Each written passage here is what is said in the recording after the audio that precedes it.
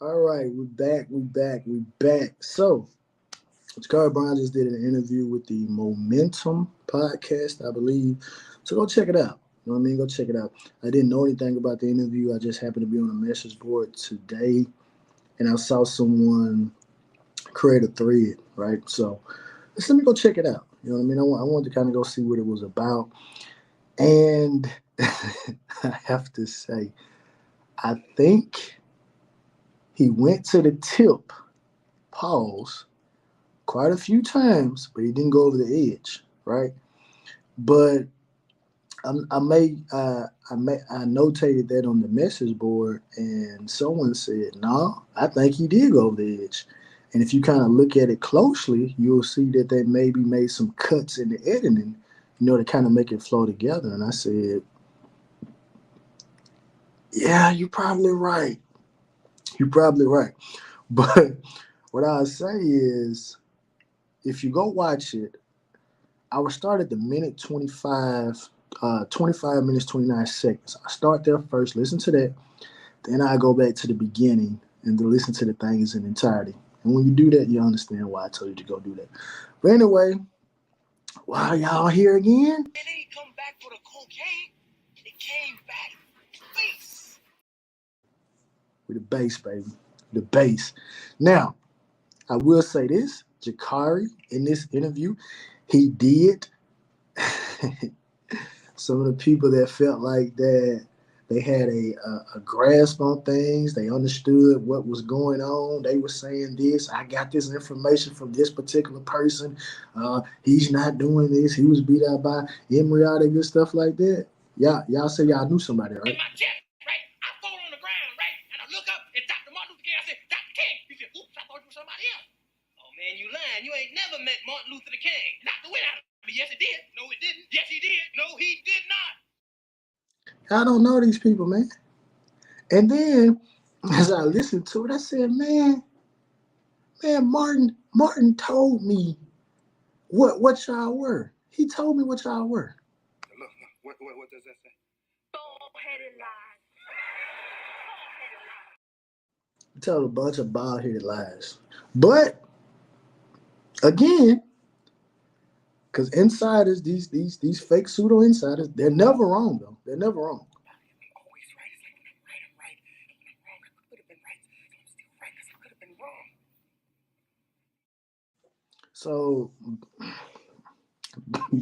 So by their own admission, they're still right even when they're wrong because they are still right because they could have been wrong.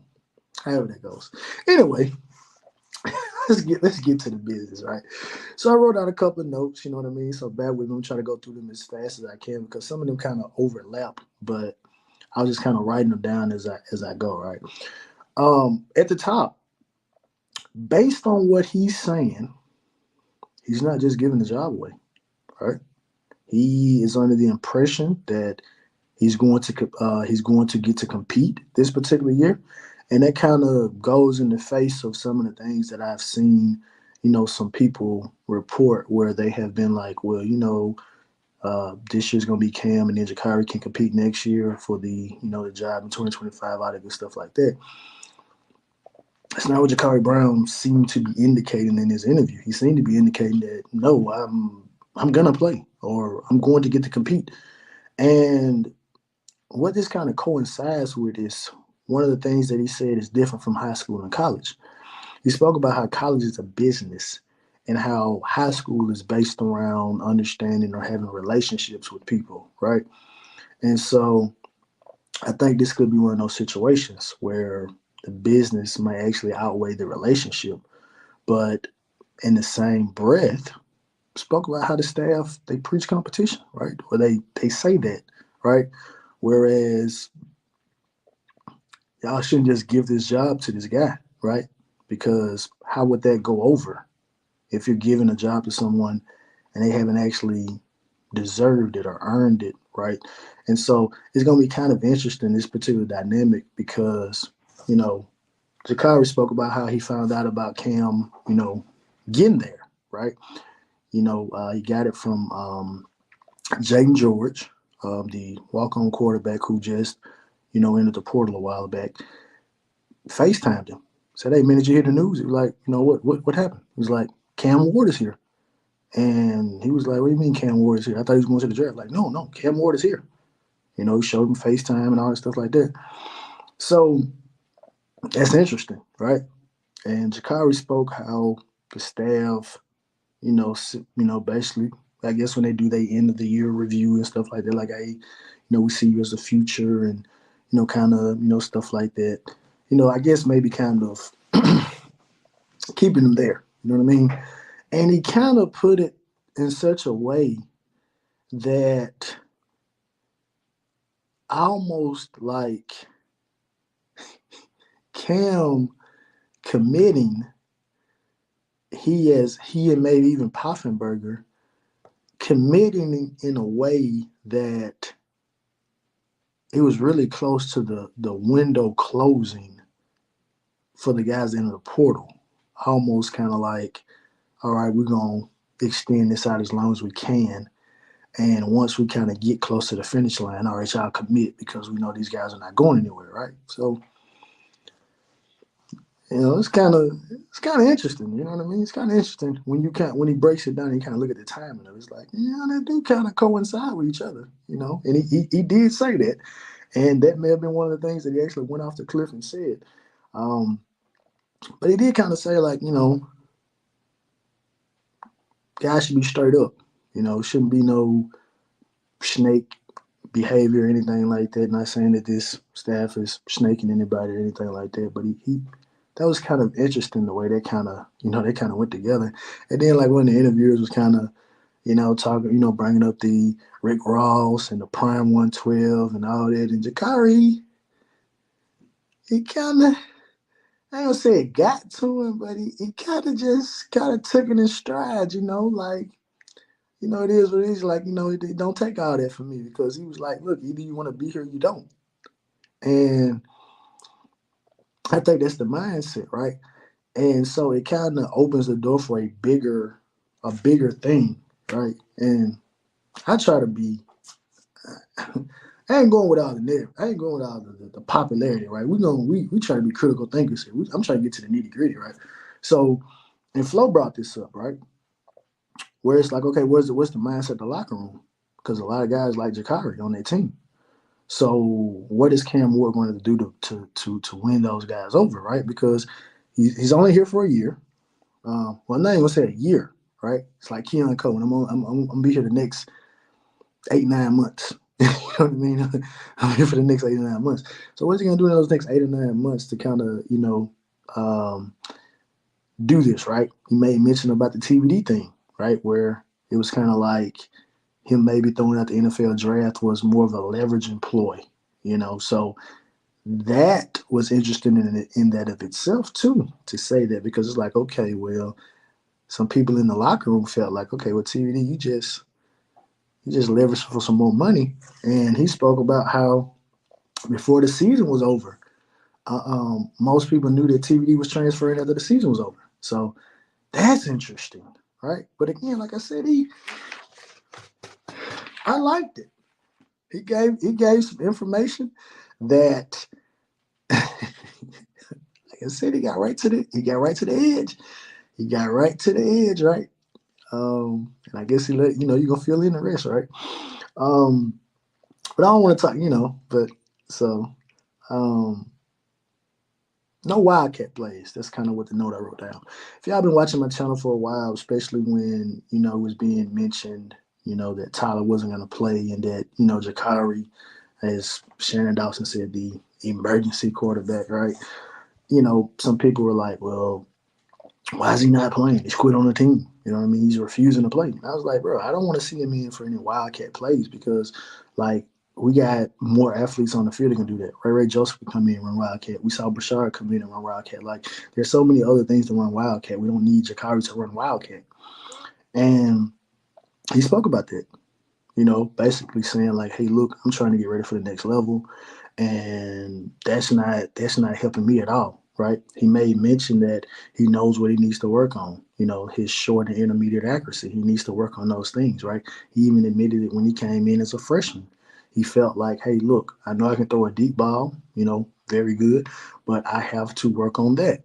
And the interviewers brought up Jalen Milroe about how the Jalen Milroe that played Texas, wasn't the same Jalen Milroe that made that throw against Auburn because maybe that Jalen Milroe wouldn't have been able to make that throw, at Auburn had he not been able to play. And so it's kind of what Jacurri stated. It was like, look, I don't have 12 games of footage for you to, dissect, right? I just got a couple little, glimpses here and there. There's nothing really to put an entire, draw a complete judgment about, right? He spoke about how he just deleted all his social medias, and I don't blame him. If I was in this situation, I would delete them too, right? He brought up how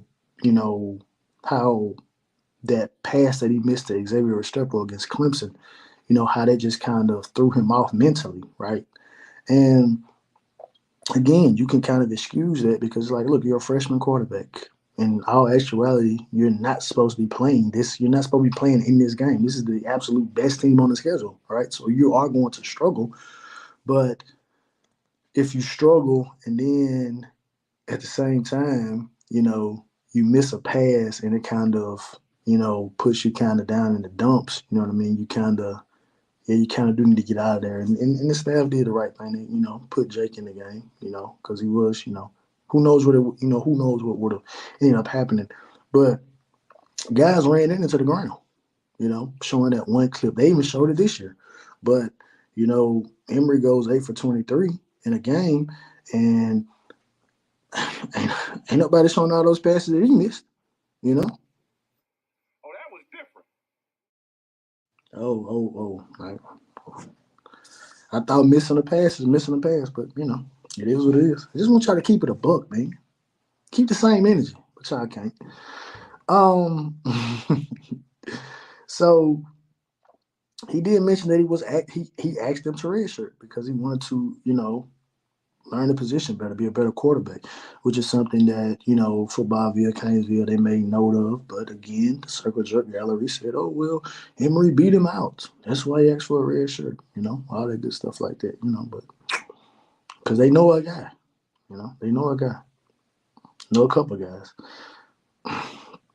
So he talked to Kobe Young. Still speaks with Kobe. Said Kobe spoke about how it's just absolutely different at the University of Georgia.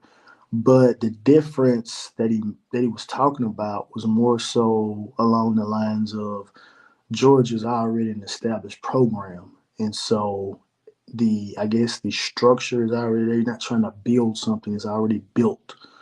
But Jacurri did make mention that he felt like the culture, is getting better, here, and that's again salute to those guys the guys that bang that drum, that culture, culture, culture, and it is what it is.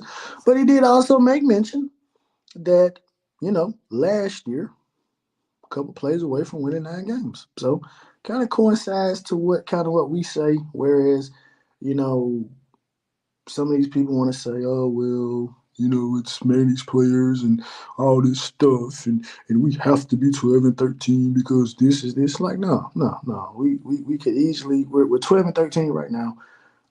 We easily could have won 8 games last year, maybe 9 games, and then won 9 games this year. We could easily have 18 wins and what, single digit losses. You know what I mean? So I don't really hear that soft crap. But anyway, we're gonna keep it pushing. But he did say the culture getting better, so that's good to hear. Um, I'll tell you what was funny to me, kind of. He said he was talking to Alonzo Highsmith, and Alonzo said, "Man, It's only three types of students at the University of Miami. They're either rich, smart, or they're athletes, right?" And so, to me, that made me think about some of the individuals that I listen to, that are from Miami, and how they talk about like there's a disconnect between the University of Miami and just the inner city and schools like that. Um, because I guess obviously a lot of these areas that they don't have rich people there. It may be a small minority of kids that have the academic prowess to make it there, and obviously you still got another small amount of individuals that's gonna make up athletes. So the bulk of the students, in many cases, probably not coming from the Miami area. You know what I mean? Unless they fall into one of those three categories, right? So I'm gonna tell you something else that I really, really liked, right? He broke down his interception to at Rutgers, to Rutgers, should I say? And he said that on film, Rutgers was a team. I guess the pressure or the blitz that they sent on film, it was man coverage all the time. So when he saw it, he threw it that direction. He said, but the difference was uh, they threw a little wrinkle in there, and obviously the wrinkle was the guy, jumping underneath it. But he said it was another read that he, possibly could have made. I think it was. He said it was a comeback route, I guess at the top. So he said he still could have threw that, but I guess he wanted to get the ball out of his hands quick, and so that's what was that. So at least he was able. So at least to me, that shows that he's paying attention, to what's going on, and just made a mistake, right? But he'll learn from it. And how do you learn from it? He got live game reps to learn from it, and that's one of the things that I've really been saying this past offseason when people are talking about, oh, we're gonna win this many games. It's like, bro, we got a lot of guys that haven't played a lot, and they're gonna be tossed into the fire, and they're gonna have to learn on the fly. You know what I mean? And so you have to expect mistakes like that because you can make the mistake in practice, and they just blow the whistle, blow the play dead, and then you line up and run it again. You make that same mistake in the game, that could be 6 points. There's no redo. You know what I'm saying? Because even if you do it against scout team, the scout team may not give you the same exact look. It may be a different wrinkle or something like that. You know, so that was interesting. To hear him say that. Um, like on the rumors of the bowl game, right? Leading up to the bowl game, you know, I did see some people say like, "Hey, well, Jacurri's not going to play. He's going to leave. We're going to be down to, I think it was Ripken, playing quarterback." And Jacurri put that to bed. He said, "Look, bro, I haven't played all year. Why would I miss an opportunity to go play? And I haven't played the entire year. I've wanted to play the entire year. I mean, I've wanted to play, you know." And kind of it was like, I guess when they were making mention that, hey, we're gonna kind of, put, sit Tyler down and stuff like that. It's kind of like there were instances in which he kind of should have played. And he was talking about how in the middle part of the season when Ty was kind of going through his struggles, just how kind of the competitor in you, you're sitting there thinking to yourself like, man, I can do that, but not trying to show it on the, not trying to be a downer, right? Because he said he's not one of those guys like, hey, pick me, he's not one of those type of guys, you know what? So seems to be the ultimate teammate. Now, what's going to be interesting is he said he wants to lobby, to kind of be on the leadership council, maybe to have a say so in how maybe some of the things are going. Now, I think that's going to be nearly impossible to do if you don't win the starting quarterback job, right? I think that's going to be nearly impossible for you to do because I think those particular roles are going to be dedicated to guys who are starters, you know what I mean, who may be designated as leaders. But I'm not going to say that Jacurri is not a leader. I think from the little bit that I've seen of him and just hearing his interview, I think he does have some leadership qualities. But I just don't know if you'll be able to be a leader on this council if you're not a starter. You know what I mean? So I don't know. Spoke on Isaiah Horton. Was happy that he stepped up because I guess from what I was seeing, he's a jokester. You know what I mean? He's a jokester. He's a guy that you know I guess fun to be around, happy go lucky guy, but he locked it in, a lot towards the back end of the season. Because again, Isaiah Horton scored a big, massive touchdown, against Texas A&M, and we really didn't see a lot of him, until towards the back end of the season. And with some people stated that Kobe may have been dealing with some type of injury or something like that, so maybe that may have been why Horton got an increase in snaps and stuff like that. And obviously, it could have been a situation maybe like TVD where it kind of got to the point that you knew that he was transferring, right? But he didn't say. Jacurri didn't say that. Jacurri didn't say that. Made the joke about how when he got there, people were, calling him Jaleel and calling Jaleel him. You know what I mean? Like he and Jaleel Skinner looked the same. You know what I mean? He was like, bro, we look nothing alike. He said the only thing that we had similar was the little mini fro that we had. Other than that, I don't look like him. He doesn't look like me. You know what I mean? So, he made the joke about that, and stuff like that. So that was cool. Um, Let me see, because I want to kind of say that one for last. I think I kind of went through everything. Oh yeah, kind of speaking about the staff last year. Mainly was speaking about Coach Ponce. He said Coach Ponce is a really cool guy off the field, but then kind of on the field, kind of anal. You know what I mean? Kind of anal with some stuff. And then one of the co-hosts that was there, and I hate that I don't know his name. I'm like, I'm trying to look at his face. I'm like, I don't know who this is. But obviously, he was on the team last year. And you just talking about Kevin Smith. And they didn't flat out say it, but you could read the tea leaves. Almost like Kevin Smith was kind of like maybe somewhat of an a hole in certain ways because it was kind of to the mindset of like the guys came in with a mindset of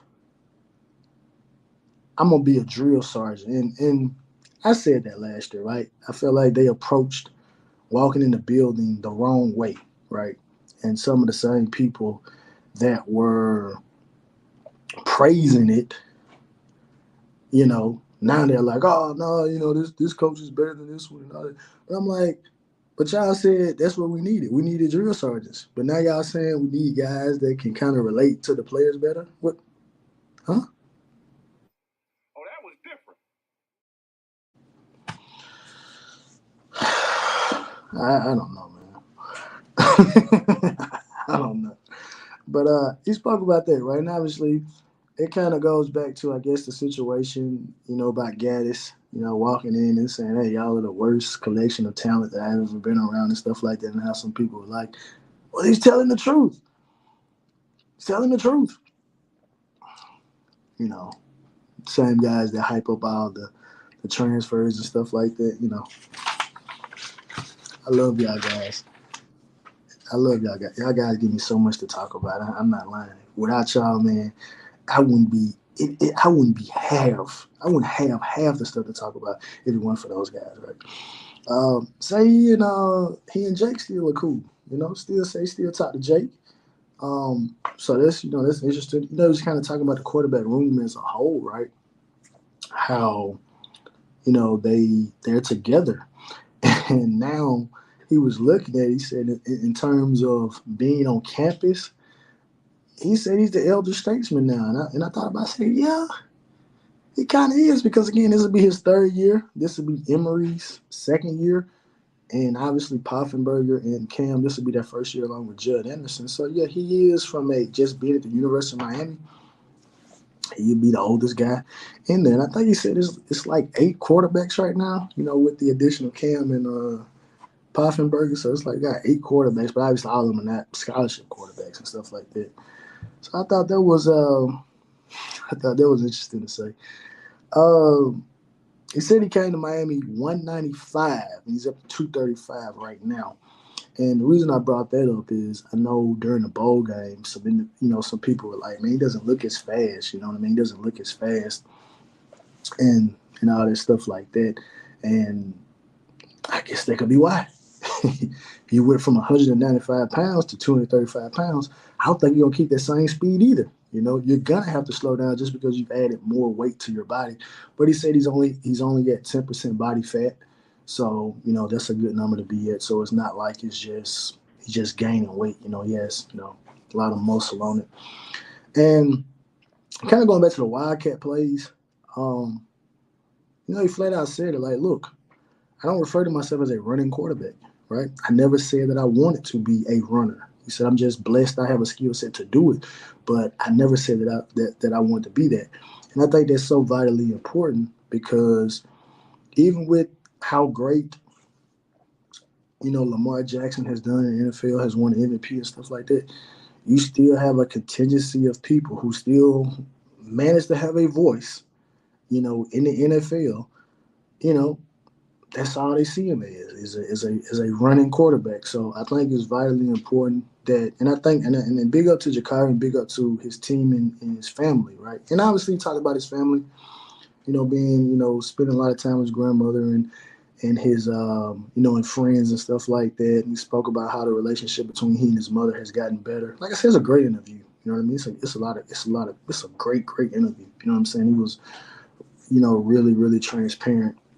And I know he sat down and did an interview with, Footballville, but that was before the season. So this is kind of postseason. So this was kind of good and insightful and stuff like that. But good kudos to his team. You know what I mean, for understanding that. Look, you know, you're gonna be looked at a certain way. In many regards. So don't subject yourself to maybe getting in to run packages, right? You're trying to develop into a quarterback. You have a goal that you're trying to accomplish, and that's not necessarily going to get you there, right? And this may be Tim Tebow, right? Tim Tebow probably the only guy that I think, did packages and stuff like that and ended up being, an NFL quarterback. I drafted in the first round. So that's that. But talk about life without football, right? And I thought that was very good too. He was talking about his major and stuff like that, and essentially saying, "Look, I'm gonna get it one way or the other. Either football is gonna be the vehicle, or I have an education that I'm gonna be able to fall back on, to get me to the point that I'm trying to get to, Um, so I think that's good, and I think that's one of the aspects that's kind of overlooked is when I look at some of these guys, and some of their majors are available on the website, the official website, and you can kind of see what some of these guys are majoring in, right? Because I see some guys, not, then again, I went to a junior college, right? I got an associate's degree, you know, not in liberal arts either. I got a trade, you know what I mean, electrician, stuff like that. Not not an electrician, but I went to school to get it. But there's some guys who just you look at it as just liberal arts. You're just at school taking basic classes for the duration of your time there, and not actually majoring in anything that's going to be beneficial. Or maybe majoring in maybe like criminal justice or something like that. Not stuff that's gonna not maybe using the free education to max it out because like you're an athlete, you got tutors, you got access to all this stuff. Now it's gonna be a balance, but I guess maybe if I was in that situation, man, I would look back on it and say, man, I would probably try to major in something I know I can make me some money. If this football doesn't work out, utilize this free education, you utilize all these resources. I'm gonna get tutors, we're gonna get all this particular stuff like this, and get that degree. And if it doesn't work, I can go into this particular field versus kind of doing something else or whatever. So I thought that was dope. Dope for him to talk about that. And like I said, I mean, it's a lot. It was an hour interview, and these were just some of the things that that I wrote down.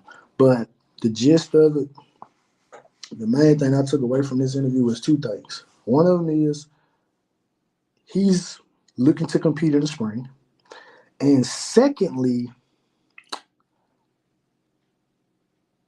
to me, he did not give an indication that he wouldn't leave.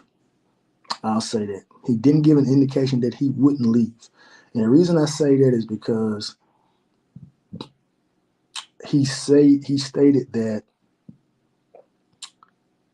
regardless of the situation, he's still gonna have a scholarship. He's still gonna get a scholarship, whether it's here or whether it's somewhere else. So I guess maybe if he doesn't leave, I mean, if he doesn't win the job, he might could leave, or he may could stay. Right. So you got a second portal period open, right? And the funny thing about it with the second portal period, right? Think about how crazy this is, right? Because I'm already getting ready for the bias commentary. What if Jacurri is nipping at Cam Ward's heels? What if he's right there behind Cam Ward? Or not even just Jacurri. What if Emery's right there? Do you go ahead and give it to Cam Ward, even though the and risk? the team, like, look, he ain't what y'all said he was. We got guys right here that's just as good as him. Because again, the thing about this second portal window is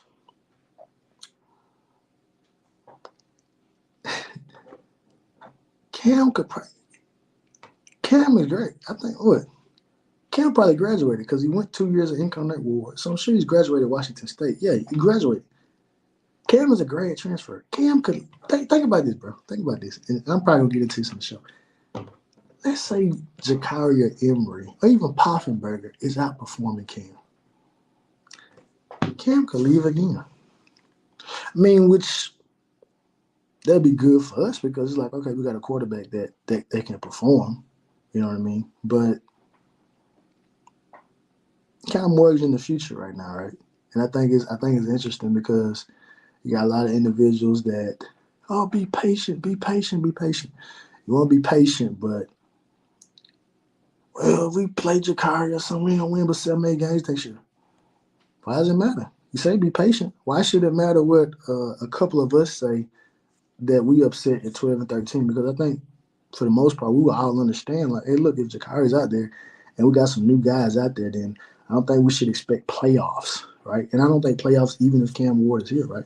And the thing about it, and I said it, you don't know what you're getting, right? You don't know what you're getting. But anyway, that's all I gotta say, man. Like I said, I will start the interview at minute 25, uh, 29 seconds. Listen to that part, and then go back to the beginning and listen to it in its entirety. Like I said, we do a live Thursday. Hopefully the guys hop on, and we can kind of talk about this a little bit more, get their thoughts about it. But I just want to do this video right here, kind of get my thoughts in on it. But with that being said, man, like, share, subscribe, and comment. And even if you're one of these guys, right? I fall on the ground, right? And I look up and Dr. Martin Luther King, I said, Dr. King. He said, oops, I thought you were somebody else. Oh, man, you lying. You ain't never met Martin Luther King. Knocked the wind out of me. Yes, it did. No, it didn't. Yes, he did. No, he did not. If you're one of those guys, man, comment. Tell me, Shad, you don't know what you're talking about. I want you to tell me that I'm this. Look, what does that say? Bald-headed lie. Tell me I'm a bald-headed lie. Please, please, please, please. But then you know what? Even if you do that, I'm gonna hit y'all number on y'all. I'm always right. It's like when I'm right, I'm wrong. I could have been right. I'm still right because I could have been wrong. I'm gonna get it on y'all. Hey, but anyway, man, like, share, subscribe, comment. Like I said, we're gonna dig more into this on Thursday. So so tune in. Also, man, go check out my dog, Trucking with Chubby. Great dude. I think me and him are gonna probably do some things together. I know he goes live on Saturday. And like I said, I love talking Canes football, but I love just talking football in general. So if you're one of those guys like that, you know what I mean, go over there and check him out. That was a great, great deal. Obviously, check out Coach Hayes and all the other guys that create content. But we'll probably go do some things over here too. You know what I mean? So let's see what's going on. But as always, man, like, share, subscribe, comment. As always, it's all about the you. Peace.